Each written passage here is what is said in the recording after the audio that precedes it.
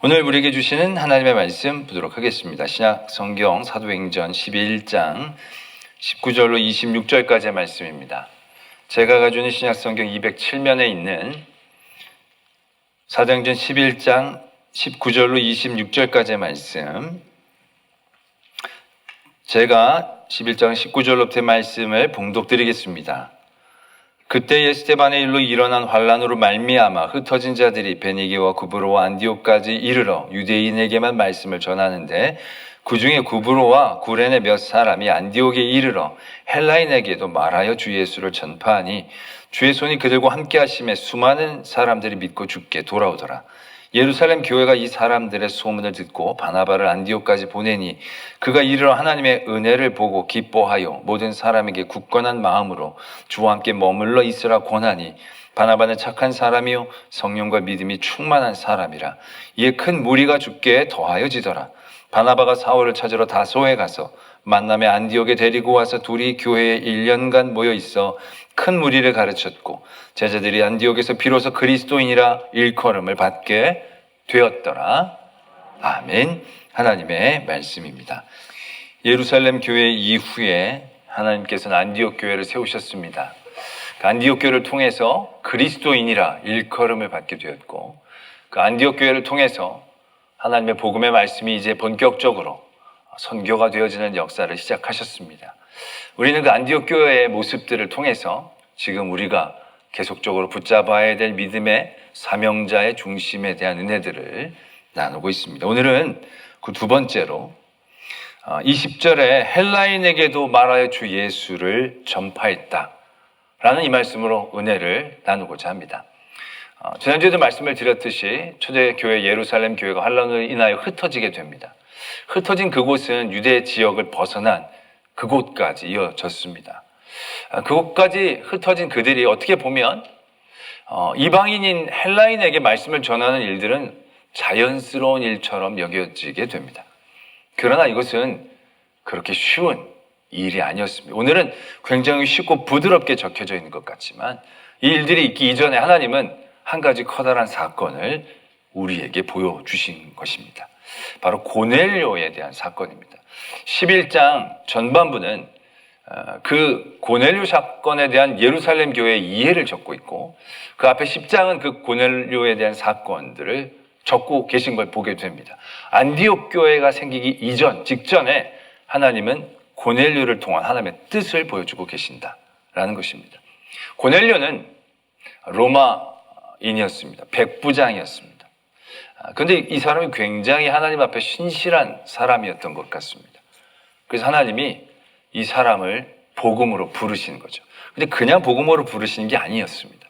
하나님이 그냥 예수님이 찾아가 주셔서 복음을 전해주시고 깨닫게 해주셔도 되는데, 하나님이 고넬료에게 가셔서 이렇게만 얘기하십니다. 요바에 시몬의 집에 베드로가 있으니 그를 청해서 들으라. 이렇게까지 직접적으로 얘기해 주셨는데, 그냥 직접 예수님 말씀하시면 분명히 금방 믿었을 텐데, 바로 예수님을 전해주신 게 아니고 베드로를 불러오라고 얘기하신다는 겁니다.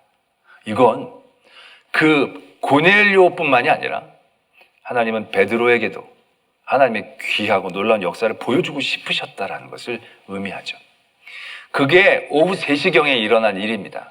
고넬료는 그래서 즉시 그의 하인을 베드로가 있는 곳을 보냅니다. 가이사라에서, 고넬료가 있던 가이사라에서 요바까지는 50km 정도 된다고 합니다. 쉬지 않고 걸으면 12시간 정도 걸린다고 합니다. 그러나 오후 3시에 출발했으니까 아마 어느 정도 걷다가 하루 쉬고 그 다음날 일어나자마자 아마 이동을 했을 것입니다. 그래서 그들이 베드로가 있는 곳까지 도착하는 그쯤이 어떻게 보면 정오, 일어나자마자 걷기 시작해서 정오쯤 되겠죠. 근데 그때 하나님이 베드로에게, 정오에 기도하는 베드로에게 환상을 보여주십니다. 하늘에서 보자기에 무엇인가를 내려주시는데, 보니까 유대인들은 먹으면 안 되는 그런 부정한 것들이 그 안에 있었다는 거죠. 먹어라. 이거 부정해서 못 먹겠습니다. 내가 먹으라는데 왜 안 먹냐. 이런 일들이 3번 정도 이루어지게 됩니다. 그리고 잠에서 비몽사몽간에 깨서 이게 뭔가 싶었는데, 그때 마침 고넬료가 보냈던 사람이 도착을 한 겁니다. 그때서야 베드로가 그 환상의 뜻을 분명하게 깨닫죠. 그 사람을 따라가지 않을 이유가 없게 되어진 겁니다. 그리고 나서 이 베드로가 고넬료를 따라가죠. 이 고넬료가 보낸 사람을 따라가서 고넬료에게 도착합니다. 그리고 얘기합니다. 내가 이방인에게 가는 건 굉장한 위법입니다. 굉장히 이거는 우리에게 있을 수 없는 일인데 내가 기도한 중에 이런 환상을 보게 되어지고 그 바로 이어서 당신이 보낸 사람들이 왔습니다. 그래서 내가 오지 않을 수가 없어서 왔는데 나를 왜 불렀습니까? 베드로가 묻습니다. 그때 고넬료가 이렇게 얘기합니다. 저도 주의 말씀이 우리에게 계시를 주셔서 베드로를 불러서 뭔가를 들으라고 하셨습니다. 그 얘기를 들으니까 베드로가 이거 얘기하지 않을 수가 없는 거구나. 하나님이 나를 통해서 하나님이 외모로 사람을 보시지 않고 경외하는 사람을 받으시는구나. 내가 어떻게 예수 그리스도를 전하지 않을 수 있겠는가? 라는 깨달음을 가지고 복음을 전합니다. 복음을 전할 때 어떠한 일들이 있었냐면 그 고넬료와 그 말씀을 듣는 모든 사람에게 성령이 임재를 하시는 겁니다. 그 베드로가 본 눈앞에서 그들이 받았던 성령이 이방인에게도 보이는 걸 보여주시는 거예요. 베드로에게. 그때 베드로가 이렇게 다시금 깨닫게 되어지는 거죠. 이 사람들이 우리와 같은 성령을 받았으니 누가 능히 물로 세례를 주는 것을 금하겠느냐. 그래서 그들에게 세례를 베풀게 되어지는 사건이 일어납니다. 여러분, 이 사건이 놀라운 건 이 사건을 통해서 얼마나 하나님이 치밀하게 개입하고 역사하시는지를 보게 되는 거죠. 그리고 그 역사하심을 통해서 하나님은 고넬료에게, 베드로와 함께했던 모든 유대인 그리스도인들에게 분명한 메시지를 전해주고 싶으시다라는 것을 우리가 분명하게 알 수 있다는 얘기죠. 그냥 우연히 이렇게 되었다면 고민했을 겁니다, 베드로가. 근데 고민할 새도 없이 모든 일들을 착착착착 하나님께서 정말 기가 막히게 세세하게 그 타이밍까지 맞춰주시면서 그에게 보게 하시고 하지 않을 수 없게 그 일들을 만들어 가시는 하나님의 역사를 보게 됩니다. 그게 바로 유대인들이 이방인에게 나아가는 걸음이다라는 사실입니다. 이게 안디옥 교회에서 이방인에게, 헬라인에게 복음을 전하는 게 자연스럽게 여겨지지만 결코 자연스러운 일이 아니다라는 얘기죠. 이후에 어떤 일들이 벌어집니까? 베드로가 예루살렘 교회에 돌아와서 그 얘기를 보고했는데 난리가 난 거예요. 왜? 베드로가 예루살렘에 올라갔을 때 할례자들이 비난을 하는 거예요. 유대인 기독교인들이 막 비난을 하는 거예요. 아니, 어떻게 이방인의 자리에 들어갈 수 있느냐. 난리가 난 거예요.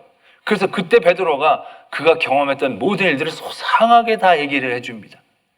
그리고 나서 18절에 그들이 이 말을 듣고 잠잠했습니다. 그런 하나님의 역사, 이거는 빼도 박도 못할 하나님의 역사인 게 분명하잖아요.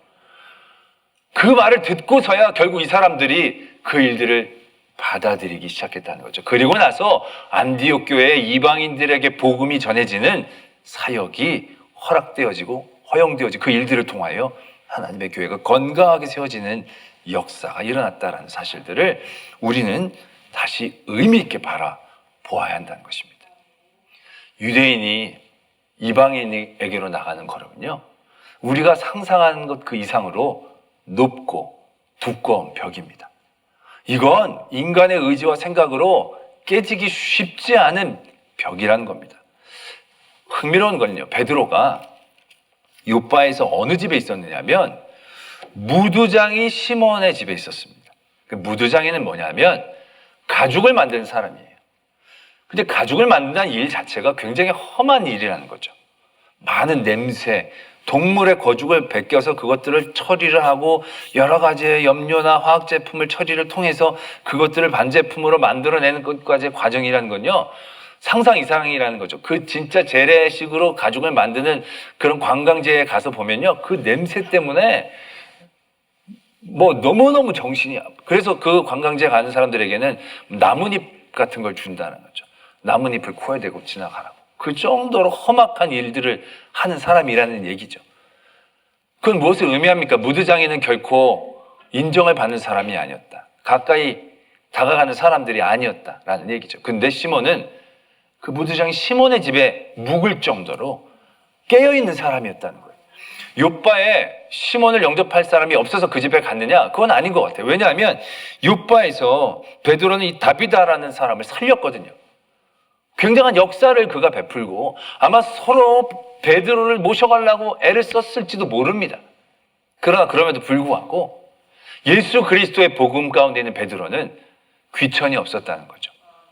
귀한 곳, 천한 곳이 없었다는 거. 오히려 그는 사람들이 무시하고 인정하지 않는 그 무두장이 시몬의 집에 거하는 그런 사람이 베드로였다는 거예요. 근데 그런 베드로도 넘지 못하는 벽이 있었다는 거예요. 넘을 생각을 하지 못했던 벽이 있었다는 거예요. 그게 바로 이방인이었다는 겁니다. 그 이방인에게 복음을 전한다는 건 간단한 한 줄로 적혀져 있지만 그것이 이루어지기 위한 얼마나 놀라운 하나님의 개입, 하나님의 강권적인 역사, 우리 성도들의 깨어짐이 필요한 일인지를 우리는 분명히 아셔야 한다는 거죠.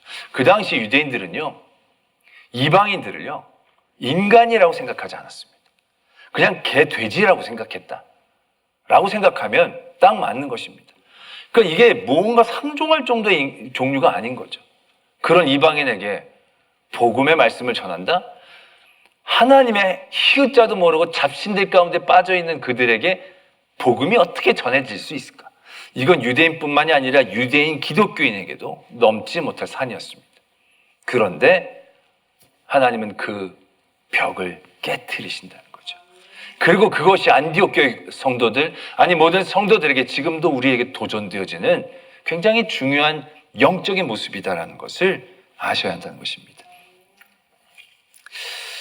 미국의 1950년대에 유명한 타스팅거라는 심리학자가 있었답니다.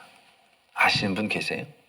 아셔야 된다는데 솔직히 저도 몰랐습니다. 근데 이분이 우리가 아는 그런 얘기를 했어요. 어떤 얘기냐면 이분이 1990년대에 어떤 기사를 봤는데 그 어떤 사건이냐면 미국의 어떤 한 시골 마을에 교주가 나타났습니다. 이 교주가 맨날 몇 시에 홍수가 나서 이 세상이 심판당할 것이다. 그러나 너희들은 나를 믿고 따른다면 비행 접시가 와서 너희를 태워서 너희는 구원을 받을 것이다. 이런 얘기를 했다는 거예요. 날 믿고 따르라 라는 얘기를 했죠. 그래서 거기에 동조하는 사람들이 생겼다는 거예요. 그래서 그들이 재산을 팔고 우리가 잘 알던 시한부 종말론에 빠진 사람들처럼 그렇게 막 행동을 했다는 거죠. 막 주변에 있는 사람들도 끌고 가려고 하고 막 이랬다는 거예요. 그 딱 정해진 그 순간 관심을 갖고 이제 봤다는 거죠. 비가 올지 비행 접시가 올지. 그런데 일어나지 않았다는 거죠.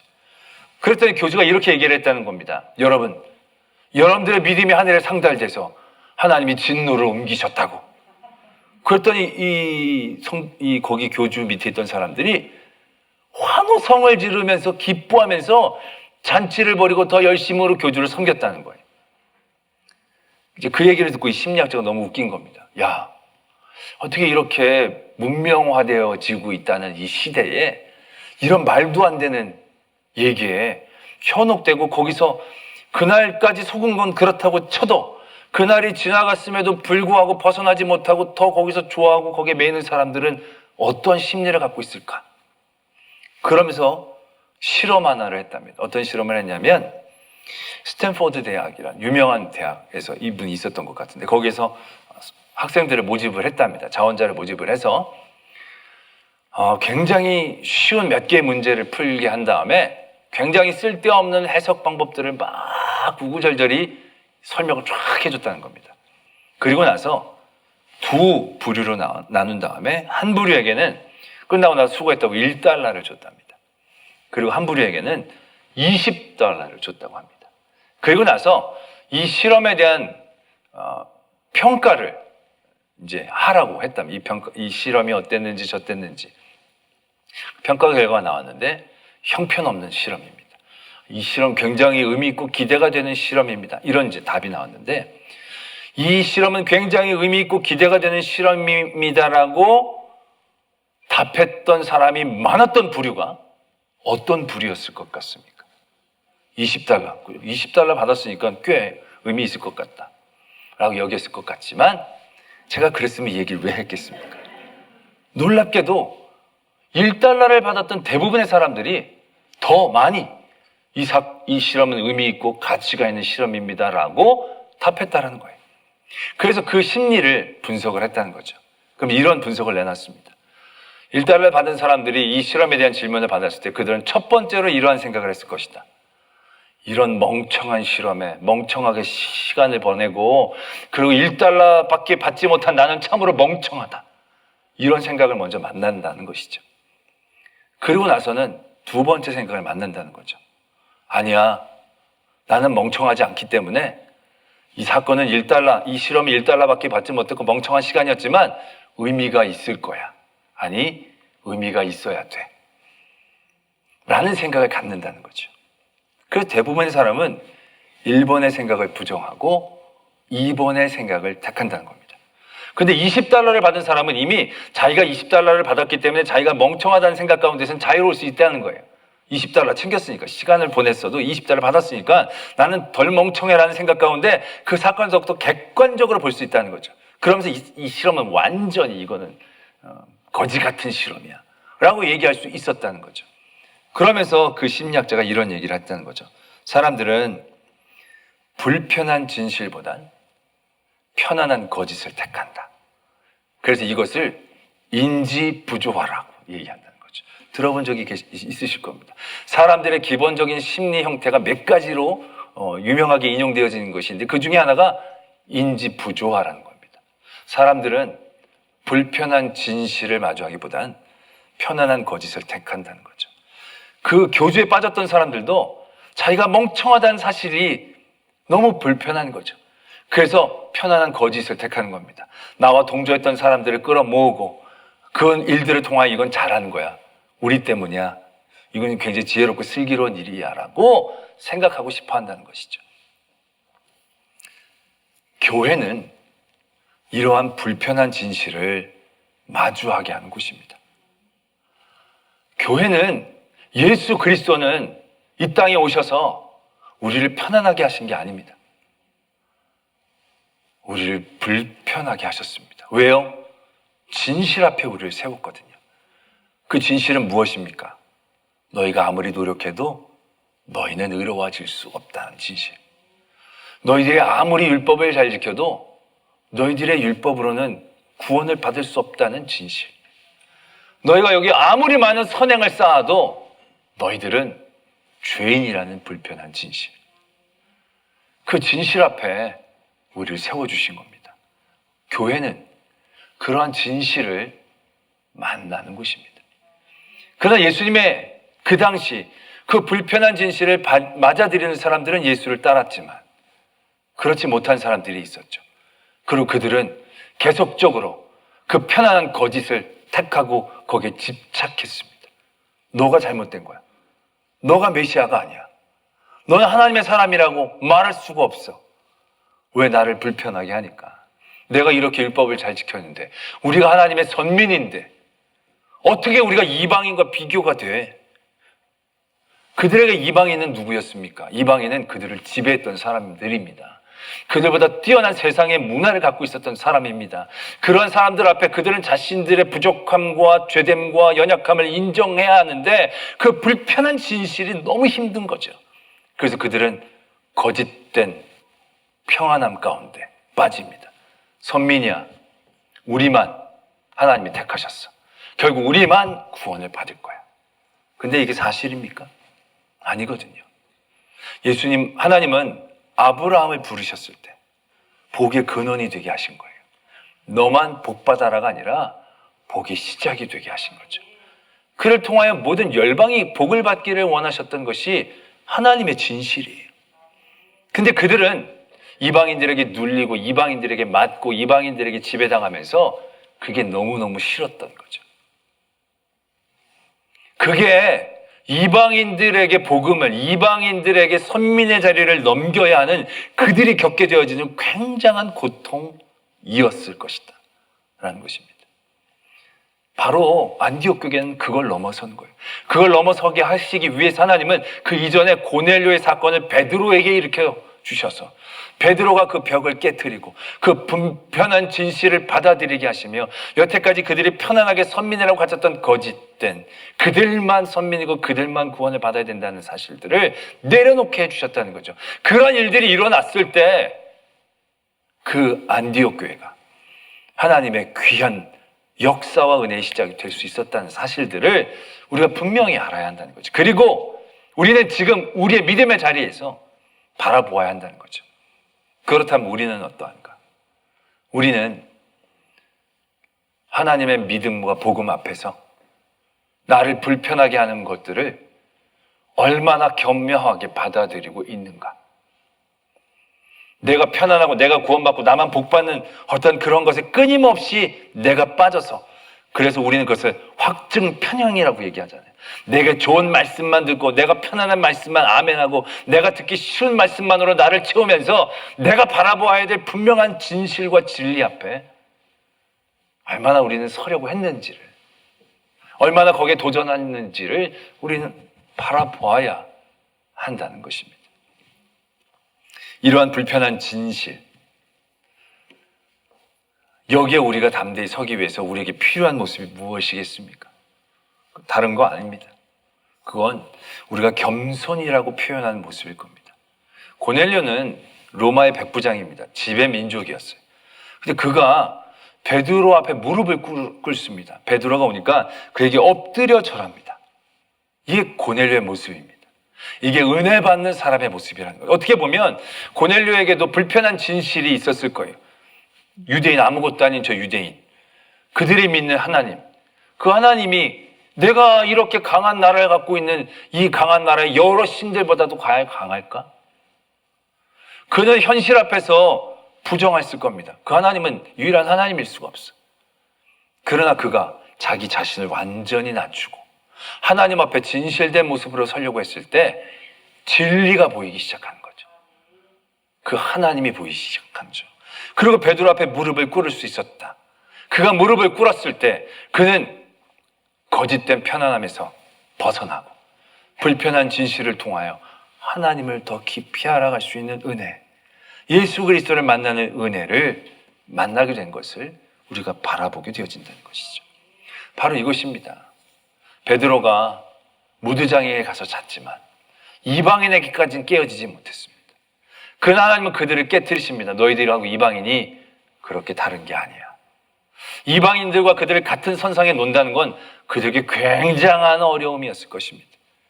그러나 베드로는 하나님께서 이렇게 하시는데 내가 그들보다 높은 게 뭐가 있느냐? 저라는 고넬료를 붙잡고 일으켜서 나도 사람입니다 라고 얘기했다는 것이죠. 결국 그것이 어떻게 보면 우리를 불편하게 만드는 진리 앞에 온전한 깨달음을 얻게 해주시는 굉장히 귀한 은혜의 길이다라는 것을 알게 되어진다는 것이죠. 우리나라, 저는 몇 번 말씀을 드린 적이 있었는데 전라도의 금산이라는 곳에 금산교회 조덕삼 장로님이 계십니다. 그분은 지주 3대째 부자였습니다. 이분이 굉장히 깨어있는 분이에요. 그래서 이분이 먼저 그 지역에 선교를 하는 선교사를 열심히 관찰하면서 복음을 받아들인 거예요. 이분이 먼저 복음을 받아들였는데 복음을 받아들여 갈 때 그의 마부였던 이자익이라는 분하고 같이 가서 복음의 말씀을 듣고 믿음을 받아들인 거예요. 그래서 두 분 다 세례를 받고 그 교회 집사가 되어지고 그 교회 장로를 선출하게 되어지는데 이 조덕삼 집사님이 떨어지고 이자익 집사님이 된 거예요. 이분은 이분의 종이에요. 그리고 나이도 열 몇 살이나 젊어요. 그리고 지역도 그쪽 지역 사람이 아니라 경상도에 있다가 일자리를 찾아 여기에 온 그런 분이에요. 근데 이분이 어떻게 장로가 된 거예요? 사람들 다들 의아하게 하면서 굉장히 놀랐죠. 근데 그때 이 조덕산 집사님이 이자익 장로님은 저보다 믿음에 열성이 있는 분입니다. 하나님께서 택하여 주셨습니다. 우리가 잘 섬겨서 하나님의 일들을 이룹시다 라고 이제 그 자리에서 얘기하면서 그 교회가 더 귀한 부흥을 맞이했고, 또 이분은 이자익이란 분을 유학까지 보내서 학비까지 다 돼서 목사 안수를 받게 하고 그 다음에 다시금 그 교회를 청빙해 와서 끝까지 이 목사님을 잘 섬기고 돌아가시면서도 이 목사님을 잘 섬겨달라는 유언을 남기고 돌아가셨다라는 얘기가 있습니다. 그리고 이 이자익이라는 목사님은 그래서 우리 교단에 전무후무하게 3번이나 총회장을 하신 목사님이 되셨습니다. 위기 때마다 사람들이 이 목사님을 다시 추대를 해서 총회장을 3번이나 하셨던 아주 그런 귀한 목사님을 이 조덕삼 장로님께서 만드셨다, 키우셨다라고 얘기해도 과언이 아니죠. 근데 여러분 생각해 보세요. 과연 그게 쉬운 일이겠습니까? 그 지역에, 지방에 3대째 부재 다 자기에게 말하자면 이해관계가 있는 교인들이었을 겁니다. 근데 투표를 딱 했는데 딱 까고 봤더니 아니 이것들이 그렇게 내 앞에서는 살랑살랑 그러면서 아유 어르신이 안 되면 누가 되겠습니까? 아마 다 이랬을 텐데 딱 까고 봤더니 이자이가 되고 아니 저 자식이 뒤로 어떻게 운동을 했는지 막 분노가 그도 그럴 것이 그때 서울에는 유명한 교회들 중에 이 순동교회라는 교회가 있었는데 그 교회도 똑같이 장로 선출을 했었는데 가파치 백정 출신의 집사님이 장로가 선출이 된 거예요. 장로 후보를 누르고. 그래가지고 그 교회에 다니는 장로 양반들이 이게 무슨 이런 일이냐고 그래가지고 교회를 뛰쳐나가 버렸어요. 그래서 세운 교회가 안동교회이고요. 연동교회라는 교회도 장로 선출했는데 양반이 떨어지고 가파치 출신인 집사님이 장로가 된 거예요. 그래가지고 거기 양반들이 뭐 이런 게 다 있냐고 그래서 뛰쳐나가서 세운 교회가 묘동교회였다는 거예요. 이게 우리나라 교회사에 있어요. 물론 모든 교회 그런 부족함에서도 하나님이 역사를 주셔서 네 교회 다 훌륭한 교회가 되었지만 교회됨이 어떤 것인지를 우리에게 분명하게 도전하시죠. 이 조덕삼 장로님이 자기 자신을 낮추지 않았더라면 예수 그리스도 앞에 나와 이자익 집사 목사님이 똑같은 사람이라는 인식과 인정이 없었더라면 과연 그것이 가능했겠는가라는 얘기죠. 그러나 그러한 자신의 낮아짐을 통해서 불편한 진실을 회피하고 거짓된 편안함을 쫓아가는 그러한 삶이 아니라 불편한 진실을 나를 낮춤으로 받아들이게 된 거죠. 맞아. 이 사람이 또 하나님이 귀하게 쓰시려고 하셨던 사람일 거야. 내가 돈도 많고 나이도 많고 이게 다 내가 세운 교회지만 그래도 하나님은 이 사람에게 분명한 뜻과 계획이 있으셔서 이렇게 일들을 이루셨을 거야. 나보다 이 사람이 하나님 앞에 더 쓰임을 받을 수 있을 거야. 얼마나 불편하고 괴로운 진실입니까? 그러나 이미 그 앞에 하나님이 펼쳐주신 진실 앞에 그는 교묘하게 서고 인정을 하죠.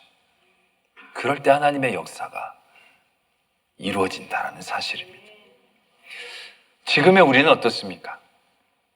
여러분들은 하나님이 주신 이 아름다운 교회, 복음의 말씀 앞에 불편함을 얼마나 느끼십니까? 진리는 우리를 편하게 하지 않습니다. 우리는 어느새 창기와 세리의 입장이 아니라 바리새인 입장에서 믿게 되어집니다. 그러한 자리에서 하나님은 죄인을 부르러 오시는 하나님이시다. 너희들은 죄인이다. 너희들은 의인이 아니다라는 진실은 우리를 결코 편안하게 하지 않을 것입니다. 너희들 오래 다녔다고 잘하는 게 아니고 직분을 맡았다고 잘하는 게 아니고 너희들이 많이 드렸다고 잘하는 게 아니다라는 그 말씀은 이제 우리들에게 어떻게 보면 불편해질 수 있는 진실이 될 것입니다. 우리는 그런 가운데 늘 진실을 피하고 편안한 곳에 매이려고 하죠. 그래도 오래 다니는 게 중요해. 그래도 다닌 횟수는 짬밥은 무시를 못해. 그래도 내가 이렇게 많이 드렸는데 설마 내가 그런 일들을 당하겠어? 그럼 그런 사람들끼리 모여요. 맞아 그러면서 그 거짓이 편안한 사람들끼리 또 모이면서 그것이 마치 진리인 것이냐 착각하면서 살고 있지는 않은지, 내게 아무 일이 없다고 내가 큰 사랑을 받고 있는 것처럼 내 편안함이 하나님의 큰 은혜를 받는 이미 택함받은 사람들이 앞으로도 절대로 변치 않는 하나님께서 높여주시고 그래서 다른 사람들까지 낮춰볼 수 있는 그런 어떤 자격을 주어진 것처럼 생각하고 판단하는 그러한 자리에 서 있지는 않은지 우리는 우리들을 다시 한번 돌아봐야 한다는 것입니다. 안디옥 교회 헬라인에게 복음을 전했다는 것, 이것은 굉장히 어렵고 힘든 일이었다는 사실들.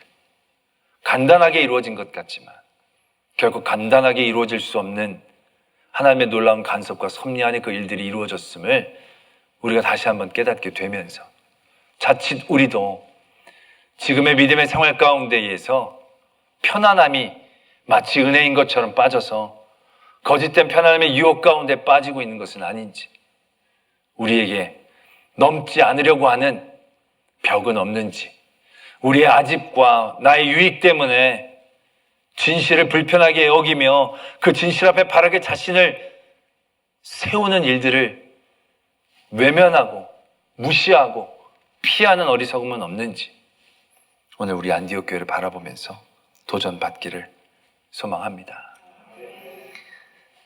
우리 말씀을 생각하며 함께 기도하기를 원합니다. 진실은 불편할 때가 많은데 우리는 이상하게 불편하지 않습니다. 혹시 그것이 내게 유리하고 편안한 것들만 골라서 붙잡고 있는 것은 아닌지 우리 스스로를 바라보기를 원합니다. 그리고 우리가 하나님께서 베드로를 깨트려 주시는 역사를 일으켜 주셨듯이 그러한 하나님의 깨트림 가운데 깨어지지 않으려고 발버둥치고 안간힘 쓰는 그런 존재들은 아닌지, 예수님이 오셨는데 그들은 아픈데 찔리는데 오히려 그들은 진실을 붙잡지 않고 예수님이 메시아가 아니라고 부정하며 예수님을 멀리했던 그러한 사람들이 되어지지는 않는지 다시 한번 되돌아보며 안디옥 교회 이 놀라운 은혜와 역사의 시작이 우리에게서도 계속되게 하여 주셔서 우리가 결코 넘지 못하는 그 이방인에게 복음을 전하는 그런 종류의 일들이 우리들을 통하여 계속되게 하여 주시옵소서. 이러한 기도의 제목으로 하나님 앞에 기도드리겠습니다. 아버지 하나님, 우리의 믿음의 일들이 늘 내가 좋아하고 편안하고 즐거워하는 일들만 하고 있는 것은 아닌지, 때로는 하나님께서 원하시는 그 일들이 불편하고 힘들고 어려운 자리이지만 그 자리에 서야 하는 것인데 그 자리에 서려고 하지 않는 것은 아닌지 되돌아보게 하여 주시고, 더욱더 하나님의 말씀 그 진실 앞에 서게 하여 주시고 그 진실의 나를 깨트리고 온전한 하나님의 은혜를 누리게 해 주시옵소서. 하나님을 위하여 살아야 될 우리가 하나님을 우리를 위해 이용하는 것은 아닌지 다시금 스스로를 말씀에 부딪히게 하여 주시옵소서. 분편한 진실을 외면하고 편안한 것들만 골라 들으며 나의 거짓된 삶을 깨닫지 못하는 아둔함 가운데 빠져 있는 것은 아닌지 깨닫게 하여 주셔서 내가 하고 싶어하고 내가 좋아하고 내가 원하는 것들만 하는 믿음의 행위가 아니라 정녕 하나님 앞에 진리 앞에 서서 때론 그것이 불편할지라도 그 진리의 나를 부딪혀 이방인에게 복음을 전하는 그러한 일들을 행할 수 있는 성도들 되게 하여 주시옵소서. 믿사오며 예수 그리스도의 이름으로 기도드립니다. 아멘.